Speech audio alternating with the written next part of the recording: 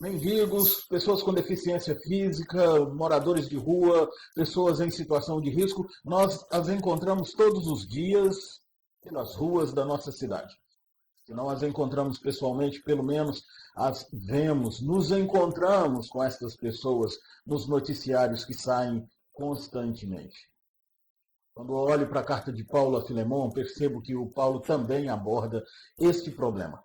E não é um problema atual, é um problema que sempre existiu na história da humanidade. Pessoas que estão à margem da sociedade e que precisam receber a demonstração do amor de Deus. Talvez a grande polêmica que tenha sido criada quando a gente pensa na carta de Paulo a Filemon seja a autenticação que as Escrituras dão para a escravidão. Mas seria esse mesmo o fato desta carta? Esta carta estaria abordando justamente isso, o fato de que Deus legitima a escravidão? Ou a carta quer apresentar algo diferente do que muitas vezes nós olhamos e vemos?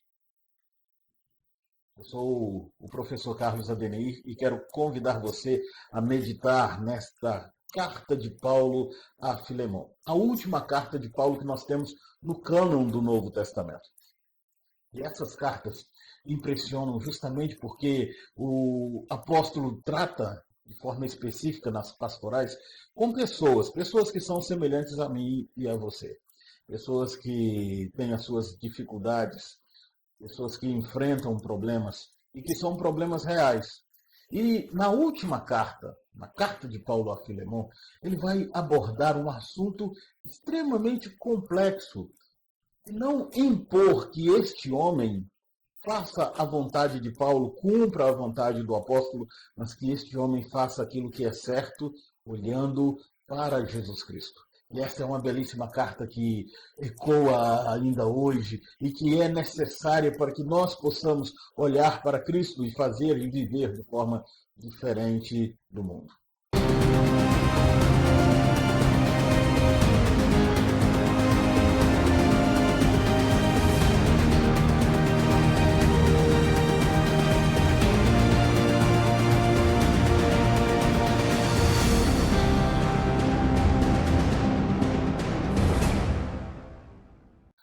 Como eu disse, essa é uma carta pastoral, a última carta do apóstolo Paulo no cânon do Novo Testamento.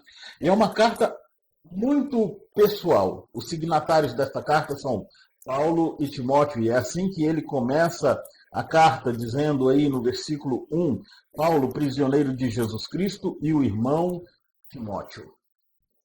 A provável data dessa carta é entre os anos 60 e 62, quando Paulo esteve preso na cidade de Roma.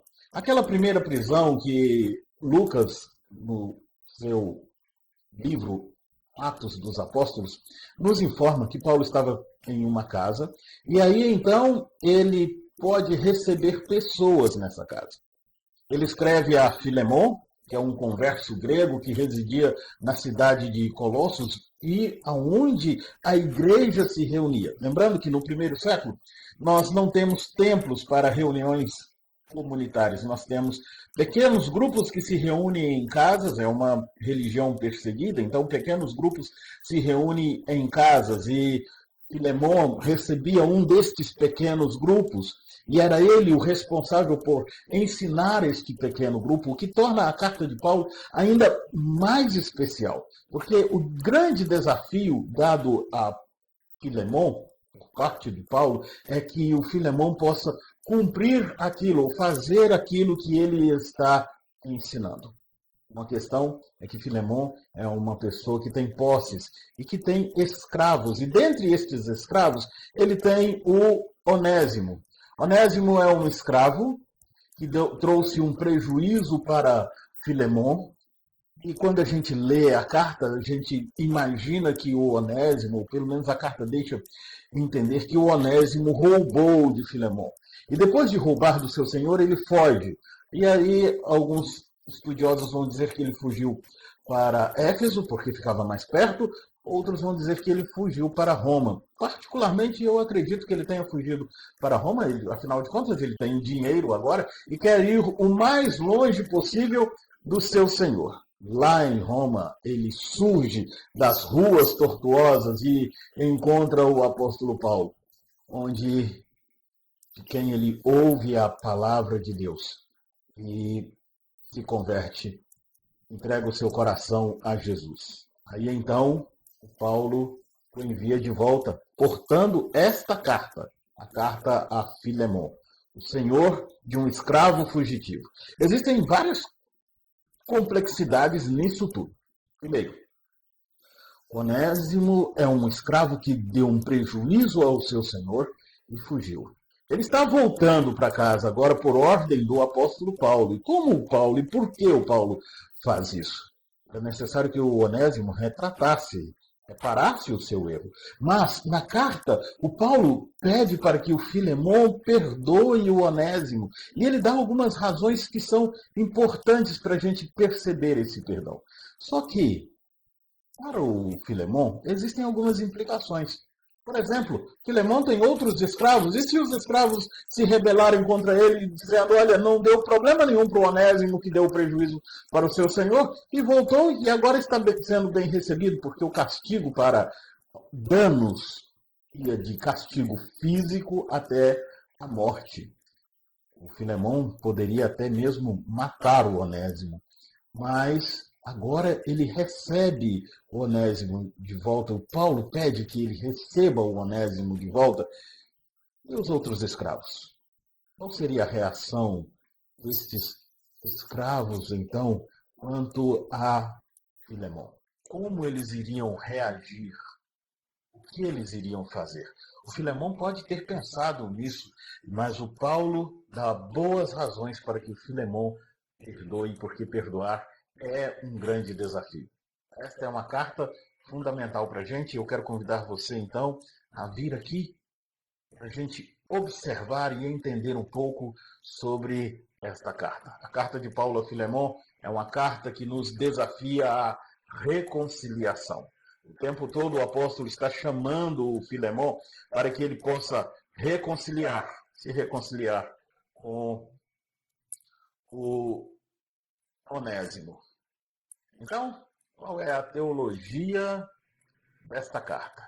A teologia da carta de Paulo a Filemon é impressionante. E apesar de ser uma carta tão curta, ela apresenta para a gente uma teologia extremamente densa. O Paulo vai começar falando sobre essa questão da fraternidade acima de tudo. Olha o que ele diz aí na sua carta a Filemon, os versículos 1 e 2. Paulo, prisioneiro de Cristo Jesus, e o irmão Timóteo, ao amado Filemon, também nosso colaborador. A irmã Áfia e Arquipo, nosso companheiro de lutas, e a igreja que está em tua casa. Paulo não vai se identificar aqui como o apóstolo do Senhor Jesus. Ele não chega e diz assim, olha, eu sou o apóstolo. Ele diz, Paulo, prisioneiro de Cristo Jesus. Outra coisa que me chama a atenção é que o Paulo vai chamar o Timóteo de irmão. Geralmente, o Paulo se refere a Timóteo como um filho, mas esse título ele deixa reservado para o Onésimo. Aqui ele apresenta o Timóteo como o seu irmão. Ele diz que o Filemon é um colaborador, alguém que está junto no ministério, alguém que caminha junto no ministério. E ele fala sobre Áfia. A gente não sabe ao certo quem é essa Áfia, pode ser a esposa do Filemon, mas é uma mulher introduzida aqui no meio da liderança da igreja. Filemon, Arquipo, que são os líderes, os prováveis líderes da igreja, e aí é introduzido uma mulher num contexto extremamente machista, onde a mulher não tinha voz. E aí então Paulo introduz uma mulher entre os homens para mostrar que a fraternidade está acima de todas as coisas. Estamos todos no mesmo nível. E se estamos todos no mesmo nível, nós temos, então, e se somos todos irmãos, nós temos um Pai. O versículo 3. Graça e paz a vós outros da parte de Deus, nosso Pai, e do Senhor Jesus Cristo. E aí o Paulo apresenta uma família e ele vai dizer, olha, nós somos filhos deste Deus. E o que nós recebemos? Nós recebemos graça e paz. Recebemos graça, que é um favor não merecido, nós não merecíamos, mas o Senhor nos concedeu, o Pai nos concedeu a sua graça. E Ele nos deu também a sua paz. Paz que é muito mais do que a ausência de conflito, é uma estabilidade em meio aos conflitos. Então nós temos a graça, nós temos o favor não merecido e nós temos uma estabilidade mesmo vivenciando grandes conflitos. Agora, o que esse Pai pede de nós? O que esse Pai pede de nós? Versículos de 4 a 7 diz assim: dou graças ao meu Deus, lembrando-me sempre de ti nas minhas orações, estando ciente do teu amor e da fé que tens para com o nosso Senhor Jesus e todos os santos, para que a comunhão da tua fé se torne eficiente no pleno conhecimento de todo o bem que há em nós para com Cristo. Pois, irmão, tive grande alegria e conforto no teu amor, porquanto o coração dos santos tem sido reanimado por teu intermédio. Paulo vai dizer para Filemão que ele sempre se lembra com ações de graças da vida do Filemão. Estando ciente, o Paulo sabe que o Filemão tem amor para com todos os santos e fé em Jesus Cristo. Mas tanto a fé quanto o amor não são meras palavras e não podem ser meras palavras. Tanto a fé quanto o amor precisam ser vivenciados na prática e precisam ser demonstrados. Muita gente diz que o Paulo contrasta com o Tiago na questão da fé. O Paulo apresenta uma fé, uma salvação pela fé, que é o simples crer em Cristo, e o Tiago exalta a questão das obras. E aí, vamos se lembrar lá de Tiago capítulo 2, versículos 18 a 20, principalmente o versículo 20, quando o Tiago diz que a fé sem obras é morta. As Escrituras concordam com isso, porque a fé sem obras é realmente morta. Eu posso dizer, eu tenho fé, eu acredito, mas como eu demonstro essa fé? Como eu vivo esta fé? Eu vivo esta fé quando eu consigo sair da teoria e ir para a prática, ou quando eu consigo experimentar esta fé de fato e de verdade. E o que é que o Pai pede de nós? O Pai pede de nós, uma vez que nós recebemos graça, o favor e estabilidade, graça e paz, o Pai pede de nós que nós sejamos os portadores, os transmissores dessa paz. Eu posso amar o Senhor Jesus, e aí eu vou amar a Jesus, mas para amar a Jesus eu preciso amar o meu irmão, eu preciso viver com ele, eu preciso compartilhar com ele. A fé e o amor sem demonstração visível, eles são inoperantes e completamente desnecessários.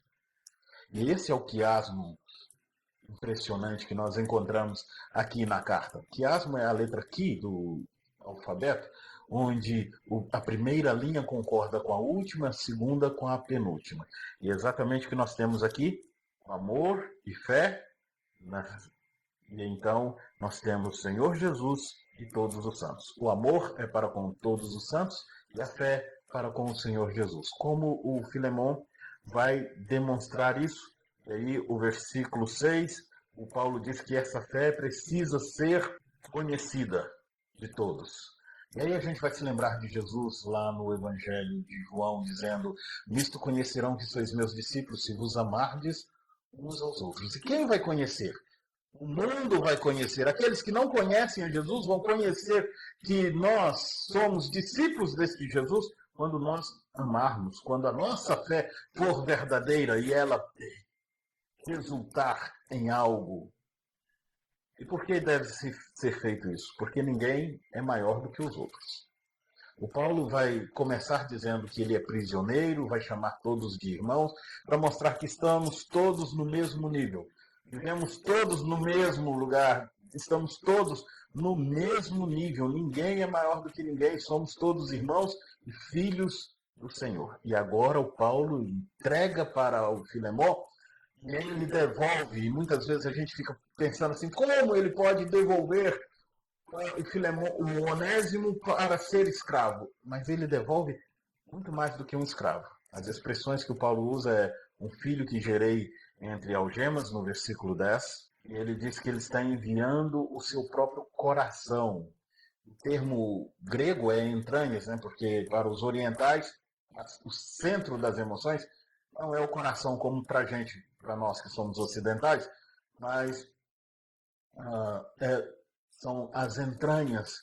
E aí o Paulo vai dizer, eu estou te devolvendo mais do que um escravo, eu estou te devolvendo um irmão, um filho que eu tenho, o meu filho, e ele é o meu coração, e você deve recebê-lo dessa forma, como o meu coração. O que o Paulo deseja fazer com o Filemon? Ele deseja provocar, causar mudanças. E esta é a mensagem do Evangelho. O Evangelho é sempre para promover mudança em nós. Ainda falando sobre a teologia da carta, o significado do nome Onésimo é útil. E aí no versículo 11, o Paulo vai dizer assim, ele antes que foi inútil, atualmente, porém, é útil a ti e a mim. Antes ele foi inútil, mas agora ele é realmente útil, porque agora ele é meu filho, ele é seu irmão, ele faz parte dessa comunidade da fé. O que o Paulo está destacando aqui é a inutilidade da escravidão e do escravo. Considerando que todos nós estamos no mesmo nível, então nós somos todos escravos de Jesus Cristo. Consequentemente, somos todos irmãos. E aí o Paulo vai dizer assim, receba-o dessa forma. O Paulo não está devolvendo um escravo, o Paulo está devolvendo um irmão, um filho na fé, alguém que está no mesmo nível que o Filemon, que é alguém que é útil, plenamente útil. E aí o Paulo vai destacar que o Filemon perdeu por um pouco para ganhar. Ele perdeu um escravo por um tempo para ganhar agora um irmão, alguém que servirá ao Senhor servindo ao Filemon. Alguém que será fiel ao Senhor. E o Paulo então convida para que eles vivam um novo relacionamento. Um relacionamento que vai além de relacionamento de escravo e senhor. A partir do versículo 15 diz assim, pois eu acredito que ele veio a ser afastado de ti temporariamente, a fim de que os recebas para sempre. Não como escravo, antes muito acima de escravo. E aí o Paulo vai dizer assim, se você se considera a mim como companheiro, então receba o Onésimo. Se ele te deve alguma coisa, ponha na minha conta, mas lembre-se que você me deve a você mesmo. E aí o Paulo está desafiando o Filemon a viver aquilo que ele prega. O fato de enviar um escravo de volta era algo que a lei exigia, a lei romana exigia. Mas o Paulo não está devolvendo um escravo. O Paulo está devolvendo um irmão, mesmo porque a Bíblia não aprova a escravidão, não aprova o fato de alguém oprimir o outro. E aí hoje nós não temos mais, de forma legal, escravos, mas o grande desafio nosso nós como patrões, nós tratarmos bem a dona Maria que trabalha lá em casa, e ela precisa ser tratada com dignidade, ela precisa almoçar com dignidade, ela precisa sentar à mesa. E qual o problema dela sentar à mesa? Qual o problema dela estar junto? Qual o problema dela ser alguém conosco? E quantas vivem aí e cuidam de filhos dos outros durante anos e são desprezadas. Como cristãos, nós somos desafiados a tratar bem, a viver e não olhar com um olhar de superioridade. Afinal de contas, o próprio Jesus nunca olhou para a gente com um olhar de superioridade. E o Paulo confia nessa fraternidade.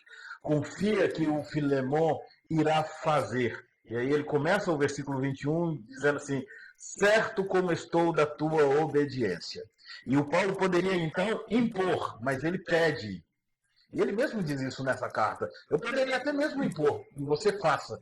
Mas o perdão, ele não é algo imposto. O perdão é uma decisão do coração. E é uma decisão mesmo. Nós decidimos perdoar. É fácil? Não, não é. Mas nós decidimos perdoar. E esse é o grande desafio dessa carta. O grande desafio dessa carta é receber um dano e perdoar aquele que nos ofendeu. Mas qual é a base disso? Como isso? Agora a parte que eu mais gosto nas nossas aulas aqui, que é o que nós aprendemos, as lições que podemos tirar dessa carta. Primeiro, perdoar não é algo fácil. O perdão não é algo fácil. O perdão, na verdade, ele é divino. E somente olhando para Jesus que nós vamos conseguir perdoar de fato e de verdade. Porque o perdão é divino. Mas é esse que é o grande desafio. O desafio imposto não por uma religião, não por uma igreja, mas o desafio imposto pelo próprio Jesus. Você se lembra da oração do Pai Nosso? Jesus diz assim: vocês vão orar assim: Pai nosso que estás nos céus, santificado seja o teu nome, venha o teu reino, seja feita a tua vontade, assim na terra como nos céus. O pão nosso de cada dia dá-nos hoje. Perdoe as nossas dívidas, assim como nós perdoamos aqueles que nos têm ofendido. Não que o perdão de Deus esteja condicionado ao perdão que eu ofereço. Mesmo porque se o perdão de Deus fosse condicionado ao perdão que eu ofereço, então eu jamais seria perdoado por Deus. Porque não parte daqui para lá, mas parte de lá para cá. Então, o que Jesus queria nos ensinar, quer nos ensinar nesta oração? Ele quer nos ensinar que, assim como nós fomos perdoados, nós devemos perdoar a outros. E eu só perdoo porque eu fui perdoado. Eu não estou oferecendo aquilo que eu não recebi primeiro. Eu primeiro recebi o perdão e agora eu ofereço esse perdão. E esse é o grande desafio. E aí, como eu posso perdoar? Eu posso perdoar olhando para Cristo, para aquilo que Cristo fez. E Cristo, no momento de maior afronta, quando as pessoas não só desejavam a sua morte, mas elas estavam matando. A primeira expressão de Jesus na cruz é: Pai, perdoa-lhes porque não sabem o que fazem. É o invocar do perdão para os seus algozes. Cristo nos ensina a perdoar diante da maior afronta. Então, olhe para Cristo. Olhe para Cristo para o seu exemplo, mas olhe para Cristo sabendo que você também ofendeu a Deus e Cristo te perdoou. Cristo é aquele que nos perdoa sempre, porque nós ofendemos ao Senhor, mas o Senhor em Cristo nos perdoou. E o preço do perdão foi altíssimo. Ele entregou a si mesmo para nos perdoar. Ele não tirou alguém de fora de si, mas ele se entregou para nos perdoar. E aí, então, eu vou saber que eu só consigo perdoar porque eu fui perdoado. Eu só consigo oferecer porque eu recebi. Eu só consigo dar porque eu tenho, porque alguém me deu. Eu só consigo oferecer perdão porque eu fui perdoado. Perdoar não é fácil, porque nós queremos ter razão, nós queremos que as pessoas se dobrem a nós. Perdoar não é fácil porque fomos ofendidos. E aí, porque fomos ofendidos, nós queremos revidar, retribuir a ofensa. Mas nós somos desafiados por Deus a perdoar. Que você possa ler essa carta de Paulo a Filemon e entender que, mais do que falar, eu preciso viver aquilo que eu falo. Eu preciso fazer aquilo que as Escrituras mandam. E o que as Escrituras mandam não é fácil de fazer, eu sei, não é fácil. E Deus não quer nos dar facilidade, muito pelo contrário. Ele quer nos dar vida eterna. Ele quer que a gente seja simplesmente como Jesus. Esse é o grande desafio nosso. Você possa reler essa carta, sabendo que o que Deus quer ao manter este documento tão antigo é que eu e você possamos perdoar como fomos perdoados pelo Senhor. Vamos orar. Deus, obrigado por esse documento tão antigo, escrito pelos nossos irmãos Paulo e Timóteo, o nosso irmão Filemão. Ó Deus, que possamos receber da tua graça, porque nós temos pessoas que precisamos perdoar. E não é fácil nem sequer mencionar, às vezes, o nome destas pessoas, mas precisamos perdoar. Então, nos leve a olhar para Cristo, para o que Cristo fez por nós, para que possamos, então, oferecer perdão, assim como Cristo nos ofereceu perdão, mesmo nós não nos aproximando dele antes, mesmo nós tendo o coração endurecido, ainda assim o teu Filho se entregou por nós. Que possamos seguir o exemplo dele. Então, nos habilite a isso, ó Deus, caso contrário, nós não vamos conseguir. Por Jesus, teu Filho amado. Amém. Que Jesus abençoe a sua vida. Muito bom ter você aqui. Deixe o seu gostei e, se possível, se inscreva aí no nosso canal. Vamos ter meditações constantes em porções das Escrituras. Que Jesus abençoe a todos. Um beijo no coração.